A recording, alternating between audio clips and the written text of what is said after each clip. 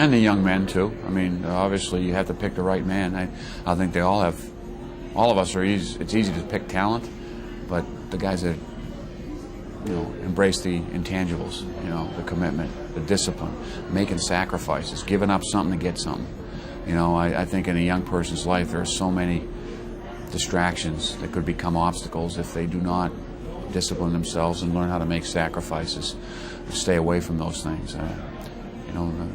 In Maine, we're fortunate to have maybe less distractions than other universities, other parts of the country. And maybe that's what's worked for us.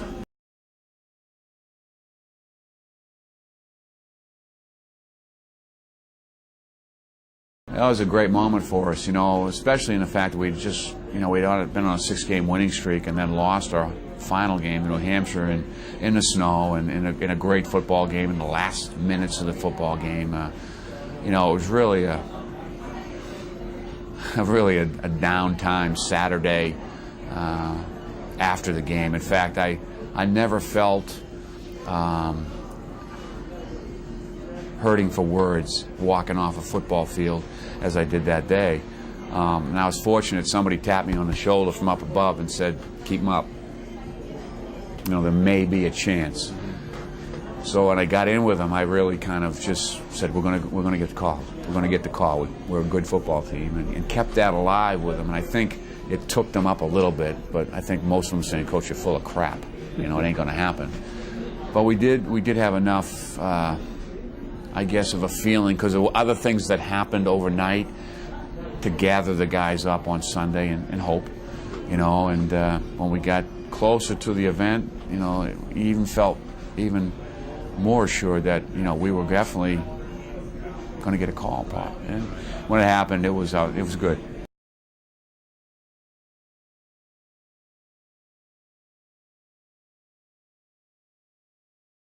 Well, you go back to the Delaware game when he came off of the field because he was out as a receiver and took a couple throws and went back in.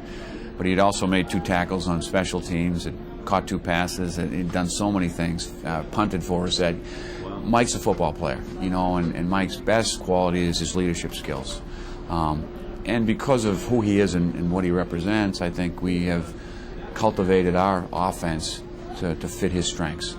I'm not going to line Mike up in a passing competition. I don't think that's his strength. But as a leader, as a ball carrier, as a manager of our offense, there's none better on our program. So we've got to take advantage of that. He was the catalyst, through his intangibles. The heart pounds at a high level. He's a vocal leader, but he's also a model guy.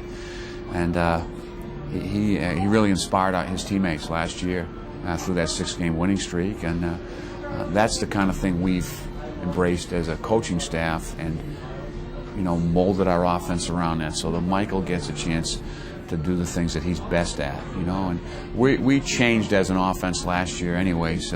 We became more of a run, physical football team than that spread out offense that we had been, and we're headed in that direction this year. We're not going to try to hide that. I mean, when you look at the strength of our football team, you see we had 3 freshman tailbacks last year in Turcotte, Session, and Brown that really were instrumental in our success down the road. You got to get your best players on the field. Those are some of our best players.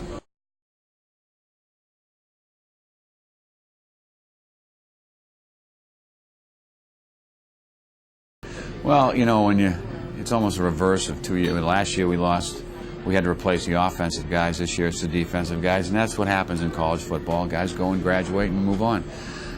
The thing I feel good about is we've always played solid on defense in this conference, top of the heap or in the middle, never really. And I feel like we have established a hierarchy of who's next at Maine at this position. Went DeVito to Dorisman to Curichello and in the D-line category, and then King to Belcher, and I think this year it's Stevens, the guy that's going to emerge, and then the linebacker crews that have gone through there from Wormuth to Downey, and now Mark Masterson is ready. It's his time. I think there's been some guys behind the scenes that have developed to the point where now it's their time to be that junior or senior star. It's really part of the nature of player development. You know, believing in your guys, coaching them up so that when their opportunity does come, that they're ready to respond. And I feel good about the guys coming in. They will lack the experience. You know, Lemire Whetstone was a senior safety. Jaron McMillan will be a sophomore safety this year, replacing him. Played a little bit last year, not as much as Lemire did. We think the parts are there for him to be a good player.